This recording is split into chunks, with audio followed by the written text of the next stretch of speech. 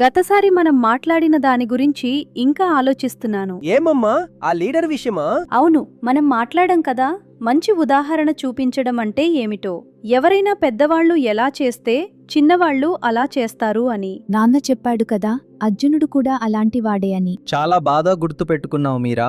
అర్జునుడు గొప్ప వీరుడు, అందుకే అతను ఏం చేస్తే ప్రజలు అదే చేస్తారు అని కృష్ణుడు చెప్పాడు. కానీ నాన్న, ఆ తర్వాత ఏం చెప్పాడు కృష్ణుడు?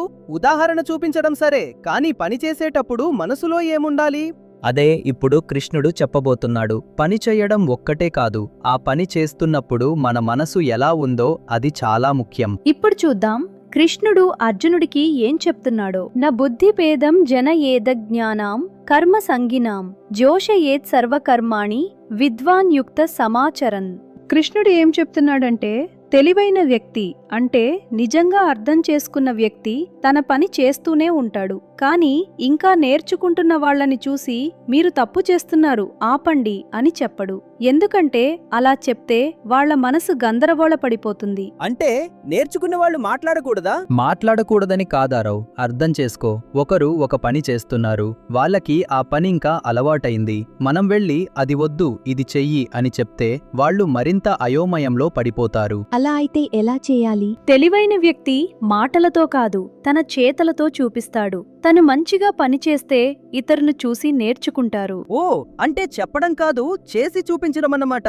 ఇప్పుడు తర్వాతి శ్లోకం వింటే ఇంకా స్పష్టంగా అర్థమవుతుంది. కానీ ముందు ఈ శ్లోకంలో ఒక చిన్న విషయం ఉంది. ఇమాజిన్ చెయ్యారు, పార్టీ అయిన తర్వాత అందరూ వెళ్ళిపోయారు. నువ్వు ఎవరికీ చెప్పకుండా ఎవరూ చూడకుండా క్లీన్ చేస్తావు. థ్యాంక్ యూ వినాలని కాదు, అది సరైన పని కాబట్టి చేస్తావు. అది కష్టంగా ఉంటుంది నాన్న, ఎవరైనా చూస్తే బాగుంటుంది అని అనిపిస్తుంది. అదే కదా అసలు విషయం. పొగడ్త కోసం కాదు, పని సరైనది కాబట్టి చెయ్యడం. అది హ్యూమిలిటీ, అంటే వినయం. ప్రశంస కోసం కాదు, పని కోసమే పని చెయ్యడం. అమ్మ కూడా అలా చేస్తుంది కదా, ఇంట్లో అన్నీ చేస్తుంది, ఎవరూ థాంక్యూ చెప్పకపోయినా. అది వేరే విషయం మీరా, కాని కృష్ణుడు చెప్పేది అదే, పని చెయ్యి, ప్రశంస వస్తే సరే రాకపోయినా సరే.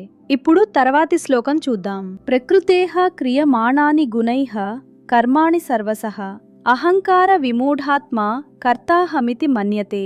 ఈ శ్లోకంలో కృష్ణుడు చాలా గొప్ప విషయం చెప్తున్నాడు. ప్రకృతి అంటే మన చుట్టూ ఉన్న ప్రపంచం, మన స్వభావం. అదే మన అన్ని పనులు చేయిస్తుంది. కానీ అహంకారం వల్ల మనం ఇది నేను చేశాను అని అనుకుంటాం. అహంకారం అంటే ఏమిటి అమ్మా? అహంకారం అంటే నేను చేశాను, నేను గొప్పవాడ్ని, నాకే తెలుసు అని అనిపించడం.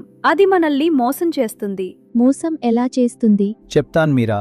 ఒక చెట్టు పండు ఇస్తుంది కదా, ఆ చెట్టు నేను పండు ఇచ్చాను, నాకు థ్యాంక్యూ చెప్పండి అని అంటుందా? లేదు నాన్న, చెట్టు మాట్లాడదు. అవును, చెట్టు తన స్వభావం ప్రకారం పండు ఇస్తుంది, అది దాని ధర్మం. కానీ మనం పనిచేసినప్పుడు నేను చేశాను అని గర్వపడతాం, అదే అహంకారం. కానీ నాన్న, నేనే కదా చేశాను, అది తప్పా? నువ్వు చేశావు, అది నిజమే. కానీ నీకు బుద్ధి ఎవరిచ్చారు, శక్తి ఎవరిచ్చారు, నిన్ను నేర్పించిన వాళ్ళు ఎవరు?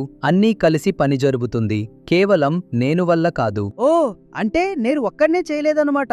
అదే కృష్ణుడు చెప్పేది. నేనే చేశాను అని మాత్రమే అనుకోవడం, అది అహంకార విమూఢాత్మ, అంటే అహంకారంలో మునిగిపోయిన మనసు. ఆ మనసుకి నిజం కనిపించదు. అమ్మా, అర్జునుడికి ఇది తెలుసా? అందుకే కృష్ణుడు చెప్తున్నాడు మీరా, అర్జునుడికి ఇది అర్థమవ్వాలని. ఇప్పుడు తర్వాత ఏం చెప్తాడో చూద్దాం. తత్వవిత్తు మహాబాహో గుణకర్మ విభాగయోహో గుణాగుణేషు వర్తంత ఇతి మత్వా న సజ్జతే. ఇక్కడ కృష్ణుడు మహాబాహో అని పిలుస్తున్నాడు, అంటే బలమైన భుజాలు ఉన్నవాడా అని. అర్జునుడిని గౌరవంగా పిలుస్తున్నాడు. ఇప్పుడు చెప్తున్నాడు, నిజం తెలిసిన వ్యక్తికి ఏమర్థమవుతుందంటే ఈ పనులన్నీ ప్రకృతి చేస్తోంది, నేను కాదు అని. అది అర్థమైన వాళ్ళు పనులకి అతుక్కుపోరు. అతుక్కుపోరు అంటే పని చేశాక ఇది నాది, ఇది నేను చేశాను, ఇది నాకే రావాలి అని పట్టుకుని ఉండరు. పని చేస్తారు, అయిపోతే వదిలేస్తారు. వదిలేయటం ఎందుకు? పని నాది కాదా? పని నువ్వు చేస్తావు మీరా, కాని ఆ పని ఫలితం ఎప్పుడూ పూర్తిగా మన చేతిలో ఉండదు. నువ్వు బాగా చదివినా పరీక్ష కష్టంగా వస్తే మార్కులు తక్కువ వస్తాయి. అది నీ తప్పు కాదు. అవునా, నేనొకసారి ప్రాజెక్ట్ చాలా బాగా చేశారు, కానీ మంచి మార్కులు రాలేదు. అప్పుడు చాలా బాధ అనిపించింది. అవును ఆరవ్, అది సహజమే. కాని కృష్ణుడు చెప్తున్నది ఏమిటంటే, నీ పని నువ్వు చేశావు, అది నిజంగా మంచిది. ఫలితం రాలేదని బాధపడకు. నీ అసలు నేను అంటే లోపల ఉన్న నువ్వు ఆ మార్కులకి అతుక్కుపోలేదు. లోపల ఉన్న నేను అంటే ఏమిటి నాన్న? అది పెద్ద ప్రశ్న. కృష్ణుడు దీన్ని మొత్తం గీతలో వివరిస్తాడు. ఇప్పుడు ఒక్క విషయం గుర్తుపెట్టుకో, నువ్వు చేసే పని నువ్వు కాదు, నీ మార్కులు నువ్వు కాదు, నీ టీం గెలిచినా ఓడినా అది నువ్వు కాదు. అప్పుడు నేను ఎవరు నాన్న? అది అడగటానికి చాలా ధైర్యం కావాలి మీరా. కృష్ణుడు ఆ జవాబు చెప్తాడు. కానీ ఇప్పుడు ఈ శ్లోకంలో ఒక్క విషయం అర్థమైంది. నీ అసలు నేను పనులకి ఫలితాలకి అతుక్కుపోదు. ఇప్పుడు తర్వాతి శ్లోకం చూద్దాం. కృష్ణుడు ఇంకా ఏం చెప్తాడో. ప్రకృతేర్గుణ సమ్మూఢాః సజ్జంతే గుణకర్మసు తాన కృత్స్నవిదో మందాన్ కృత్స్నవిన్న విచాలయేత్. ఇక్కడ కృష్ణుడు మళ్ళీ ఒక ముఖ్యమైన విషయం చెప్తున్నాడు. ప్రకృతి గుణాల వల్ల మోసపోయిన వాళ్ళు అంటే ఇంకా అర్థం కాలేదు అని వాళ్ళు పనులకి అతుక్కుపోతారు. వాళ్ళని తెలిసిన వాళ్ళు కదిరించకూడదు. ఇది మళ్ళీ అదే కదా అమ్మా, ముందు శ్లోకంలో కూడా ఇది చెప్పారు. బాగా గమనించావారవ్, కానీ ఇక్కడ కొంచెం తేడా ఉంది. ముందు శ్లోకంలో తెలివైన వాళ్ళు మాటలతో కాదు చేతల్తో చూపించాలి అని చెప్పాడు. ఇక్కడ చెప్తున్నాడు ఇంకా నేర్చుకుంటున్న వాళ్ళని మధ్యలో ఆపడం సరికాదు. ఎందుకు ఆపకూడదు? మీరా, నువ్వు సైకిల్ నేర్చుకుంటున్నావనుకో, పడిపోతావు, లేస్తావు, మళ్ళీ ప్రయత్నిస్తావు. అప్పుడు నేను వచ్చి సైకిల్ వద్దు, నడవడమే నేర్చుకో అని చెప్తే నాకు కోపం వస్తుంది నాన్న. అదే, ఎవరైనా నేర్చుకుంటున్నప్పుడు వాళ్ళ దారిలో వాళ్ళని నేర్చుకోనివ్వాలి. మనం తెలిసిన వాళ్లమని వాళ్ళని కదిలించడం మంచిది కాదు. కానీ నాన్న, వాళ్ళు తప్పు చేస్తే చూస్తూ ఉండాలా? తప్పు అని తెలిస్తే చెప్పవచ్చు, కానీ వాళ్ళ మొత్తం పనిని ఆపించడం కాదు. ఒక చిన్న సహాయం చేయవచ్చు, కానీ నాకు తెలుసు నీకు తెలియదు అనే అహంకారంతో కాదు. కృష్ణుడు ఇక్కడ ఒక మంచి విషయం చెప్తున్నాడు. నీకు తెలిసినా నీ పని నువ్వు చేస్తూ ఉదాహరణ చూపించు. ఇతరుల పనిలో అనవసరంగా జోక్యం చేసుకోకు. ఇతరులు ఎక్కడ ఉన్నారో అక్కడ వాళ్ళని గౌరవించు. అమ్మా, అర్జునుడు ఇది చేయగలడా? అందుకే కృష్ణుడు ఒక్కో విషయం చెప్తున్నాడు. ఇప్పుడు తర్వాతి శ్లోకంలో కృష్ణుడు చాలా ముఖ్యమైన విషయం చెప్తాడు అర్జునుడికి నేరుగా. మై సర్వాణి కర్మాణి సన్యస్యాధ్యాత్మచేతస నిరాశీర్నిర్మమో భూత్వా యుధ్యస్వ విగతజ్వరః. ఈ శ్లోకంలో కృష్ణుడు అర్జునుడికి నేరుగా చెప్తున్నాడు, నీ అన్ని పనులు నాకు అప్పగించు. మనసు పూర్తిగా నాలో నిలిపి ఫలితం కోసం ఆశ లేకుండా, ఇది నాది అనే భావన లేకుండా, మనసులో భారం లేకుండా యుద్ధం చెయ్యి. నాకు అప్పగించు అంటే ఏమిటమ్మా? కృష్ణుడికివ్వాలా? అంటే పని చేసేటప్పుడు ఇది నాకు కావాలి, నాకు మంచిది రావాలి అని కాదు. ఇది మంచిది కాబట్టి చేస్తున్నాను, ఫలితం ఏదైనా సరే అనే మనసుతో చేయడం. నిరాశీరంటే ఏమిటి అమ్మా? నిరాశి అంటే ఆశ లేకుండా, అంటే ఇది చేస్తే నాకు ఇది వస్తుంది అనే ఎక్స్పెక్టేషన్ లేకుండా. ఆశ లేకుండా ఎలా చేస్తాం నాన్న?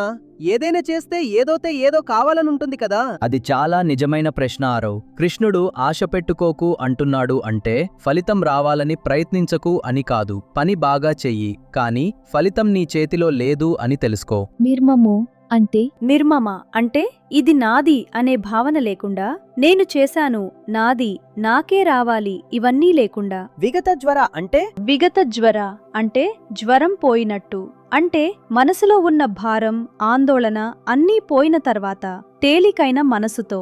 ఆరవ్, నువ్వు హోంవర్క్ చేస్తావు కదా, ఒకసారి ఇలా ట్రై చెయ్యి. మార్కులు వస్తాయా, టీచర్ పొగుడుతారా అని కాదు, ఈ విషయం అర్థం చేసుకోవాలని ఉంది అని. అప్పుడు చదవడం వేరేగా అనిపిస్తుంది. నిజంగా పని నేర్చుకోవడానికి చేస్తే మనసులో ఆ భారం తక్కువగా ఉంటుంది. ఇదే కృష్ణుడు చెప్తున్నది. పని చెయ్యి, కానీ మనసు తేలికగా ఉండనివ్వు. పని ఫలితానికి కాదు, పని సరైనది కాబట్టి చెయ్యి. అర్జునుడికి ఇది అర్థమైందా నాన్న? కృష్ణుడు అతనికి అర్థమవ్వాలని చెప్తున్నాడు మీరా.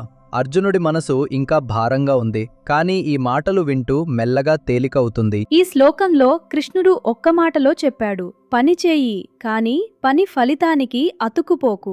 అది అర్థమైతే మనసు శాంతిగా ఉంటుంది. ఈరోజు కృష్ణుడు అర్జునుడికి చాలా ముఖ్యమైన విషయాలు చెప్పాడు. అహంకారం ఏమి చేస్తుందో, ప్రకృతి ఎలా పని చేయిస్తుందో, మనం ఎందుకు ఫలితానికి అతుక్కుపోతామో. నాన్న, కాని అర్జునుడు ఇంకా యుద్ధం చేయడానికి రెడీ అయ్యాడా? అతనికి ఇంకా భయంగా ఉందా? అదే ఇప్పుడు జరగబోతున్నది. కృష్ణుడు తర్వాత ఒక ఒక ప్రశ్నకి జవాబు చెప్తాడు. మనుషులు తప్పు చేయడానికి అసలు కారణమేమిటి? ఏ శక్తి మనల్ని తప్పువైపు లాగుతుందో అది ఏమిటో? ఏ శక్తి నాన్న? కృష్ణుడు దానికి ఒక పేరు పెట్టాడు. అది విన్నప్పుడు అర్జునుడు ఆశ్చర్యపోయాడు. ఏమిటదమ్మా? తర్వాత తెలుసుకుందాం.